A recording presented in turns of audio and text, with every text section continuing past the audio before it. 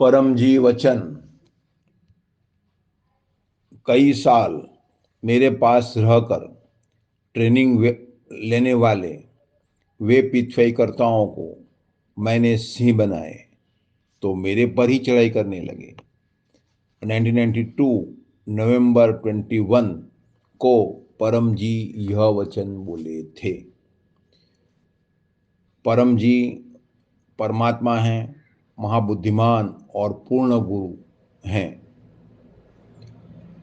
वे हमेशा अपने पास आने वाले का, पितवई कर्ता का, अपने शिष्य का हित ही चाहते थे। तो शिष्य की कमी दूर हो और उसे जल्दी से मोक्ष प्राप्ति हो, सदा आनंद की स्थिति प्राप्त हो, उसी हेतु खूब मेहनत करते हैं।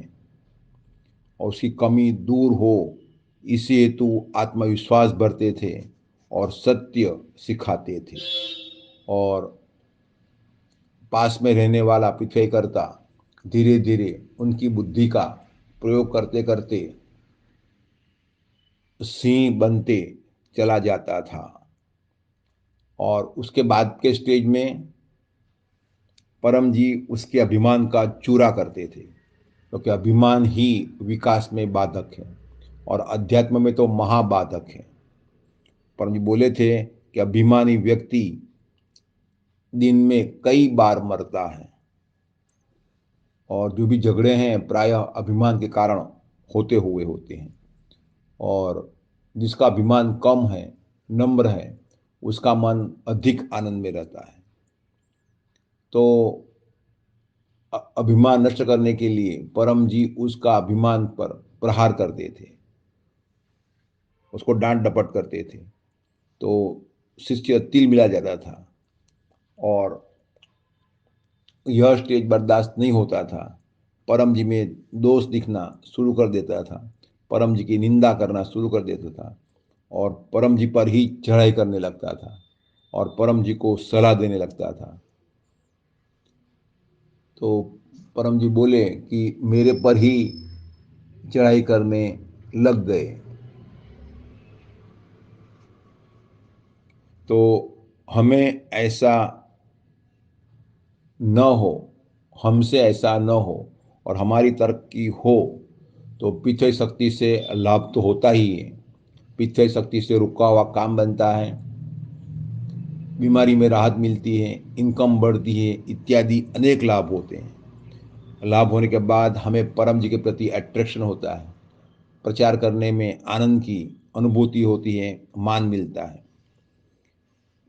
तो ये सब होने पर परम जी के प्रति एब्सोल्यूट फेथ बढ़ाना है कि परम जी परमात्मा हैं, परम सिद्ध हैं, उनके हर एक पिछड़ाई कर्ता भाग्यवान हैं, पूज्य हैं कि उसे पिछड़ी शक्ति मिली, परम जी का शरण मिला।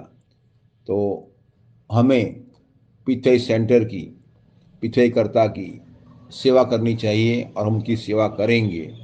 उनके प्रति, पिछड़ी कर्ताओं के प्रति और सेंटर के प्रति आदर भाव रखेंगे और पिछड़ीकर्ता में जो भी कमी दिखाई दे तो हम सीधे उनको ही कहेंगे ताकि वह दोष दूर हो जाए। और अगर वह दूर नहीं करता है, हमारी अनसुनी करता है, तो डॉक्टर जी को कहेंगे और फिर भी वो नहीं छोड़ता है तो फिर उसके नसीब पर छोड़ देना है।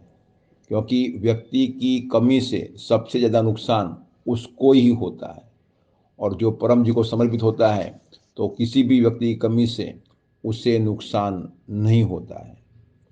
तो अगर ये भाव रखेंगे तो हम जो दूसरा स्टेज है परम जी पर चढ़ाई करने की इच्छा, वो स्टेज हम पार कर जाएंगे।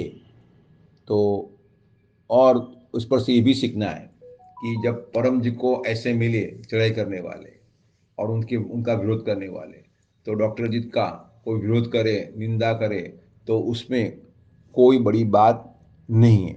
लेकिन हमें उससे प्रेरणा लेना है और हमें ऐसा न हो उसके लिए मेहनत करना है, अधिक परम योग करना है और परम जी के आदेश का पालन करना है और डॉक्टर अजीत की बात मानना है।